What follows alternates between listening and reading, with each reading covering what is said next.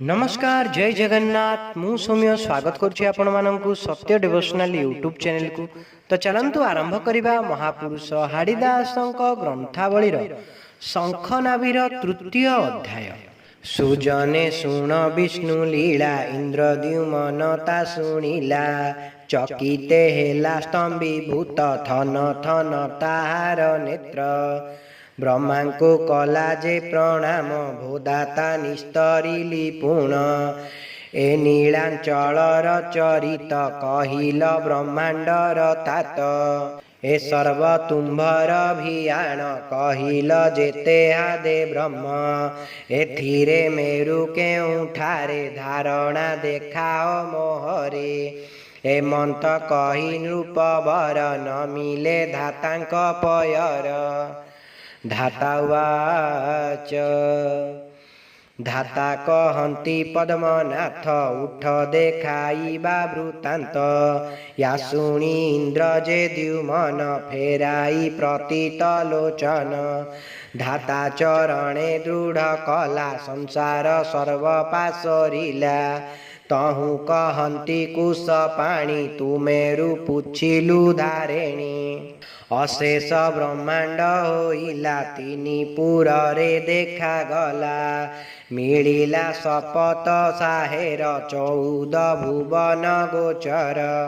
ए सर्व मेरु रे जे तिथि मेरु अछंती चारि कति से मेरु अति अंत बड़ी लीला संसारे हेला घड़ी ता गुण के कही पारिब से जहु त्रिभुवन स्तंभ ए मर्त्य पुरे बुझाइबा लक्ष्य जोक्षरे ता धरिबा ए मर्त्य पुरे लीला स्थिति रात्र दिवस एक जाति रे बेनी ज्योति एके बे बारी नहुछंती ए सर्व पुणी काहू हेला नित्यरु नत्याए खसिला सेहि नित्याकतिनी देव ब्रह्मा शंकर पद्मनाभ से पद्मनाभु ब्रह्मा जात ब्रह्माटी ब्रह्मांड संभूत ब्रह्मांड हेला तिनी पुर बेनी धारणा घेनी घर तातोते बुझाई कहिबा तू जेणु करिअछु सेवा से जेउ लीता तिनी खंड चतुर्धा मूर्ति एक पिंड मूर्तिता होइला प्रहर चारि प्रहरे तिनी पुर सेहि से मेरु बोली जान ता गुण होइछि धारण से तो धारणा नाही उमा सत्य शांति टी दया क्षमा या शुणी इंद्र जे द्युमन धातांकु कला जे प्रणाम भो स्वामी संशय मो चिते कहिते भय लागे मोते अशेष ब्रह्मांडर तात ए जहा कहिले तत्व एथिरे चंद्र दिवा करे अछंती पुणी केउठारे ता मोते बुझाई कहिब होइब महाब्रह्म देव ए मंत कहि नृपवर न मिले 178 तहु सुदया ब्रह्मा चिते कहन्ति ब्रह्म दया पते धातावाच भो राजा इंद्र जे द्युमन तात जननी तो जीवन धन्य बोलिबा जे मान तू मोते पचारिलु ज्ञान जे ज्ञान मोते अगोचर के ताहा कहू तो आगर से जेउ चंद्र दिवा कर पालंती ए सचराचर एत तांकर कला कर्म संसारे जेते लीला धर्म पाप पुण्य से जे बाछंती रात्र दिवस न मणंती ताहाकु दंडरे प्रणाम ताहाकु मंडु थांती पुण ए मंते करंती प्रसंग स्थावर कीट जे पतंग ए चारि खानी तांक लीला जे एथे न करंती हेला ए दुई मूर्ति काहू हेले ताही लछाई देबा भले से जेऊ मूर्ति एक पिंड तहु छरिला ए ब्रह्मांड तीनी पुरे दुई धार से हिटी चंद्र दिवाकर से धार अटईटी एही तातोते देऊ अछि कई से जेऊ 17 जतम तीनी मूर्ति एक ब्रह्म सत जे होइला साहेर रजटी गुण रे संसार तमटी होइअछि शून्य विभेद एकता विपुण्य से त्रिपुरारी रूप हेला लगिय लगन मिलिला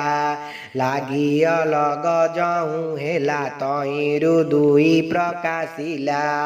साहेर हेला जल स्थित शून्यरु हेला वायु जात से वायु हेला जले स्थिति पानी पवन न मिशन्ति एमन्ते हेला पंचभूत ए अनादिक लीला स्थित ए सर्व जले हेला भेला जले जड़ुछि जगहुला तातोते बुझाई कहिबा तू जेणु करिअछु नेबा जल पवन उदे हेला चंद्र सूर्य नाम बहिला से जहु साहेरु उत्पत्ति सूर्य ताहाकु बोलुछन्ति जल रे जहु अग्नि स्थित तेणु से शशि सूर्य मित्र एत ठाकुरंक भंडार तोते कहिली नृपवर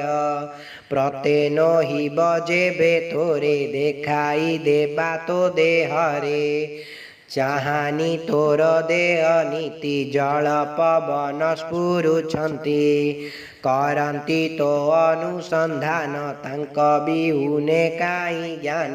मन चैतन्य जाकु कही चंद्र सूर्यटी अटे सेई लीलाटी तांकरी विहार पंचम ज्योति न प्रकार एकुदशटी तंक कर्म 25 हेला तहु भ्रम भ्रमीण एकरे जे स्थिति मेरु रे आसी जाउछन्ति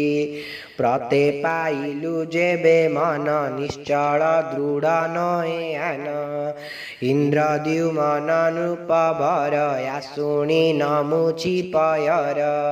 सुजने मोदसन धर मो आशा तुम्बरी पयर मुहि किंकर तुम्ब पादे हृषिकेश मोहर हृदे से जहा कहु थांती बसी मुताले खई चिते घोषी मुअति अप्रोजन सीना न जानई किछि भजन नीति धर्म मो नाही किछि एते मात्र मो मने अछि कमार कूले मोर जात नाम हाड़िया देला मात साधु आसी हेले प्रसन्न से पुणी देइछन्ति नाम साधुए भजन्ति श्री हरि मुअछि साधु पाद धरी साधु सुमरी कली एहा सुजने मते हुअसा श्री हरि ठारे रहु मति तुम्बरे किंकर आकृति सदा सर्वदा रही थाउ शिशु सुदया अटे एऊ सुजने मोदसन धर हरि से श्रीपादे किंकर इति श्री शंखनाभि कल्पद्रुम विभेद शब्द इंद्रद्युमन ब्रह्मा संवादे अनंत शिशुमन चैतन्य भावने नाम तृतीय अध्याय। जदि आपण मानक आमर ये भिडियोटी भल लगे तेबे आम चैनल को लाइक शेयर सब्सक्राइब करने को अनुरोध। जय जगन्नाथ जय पंचसखा।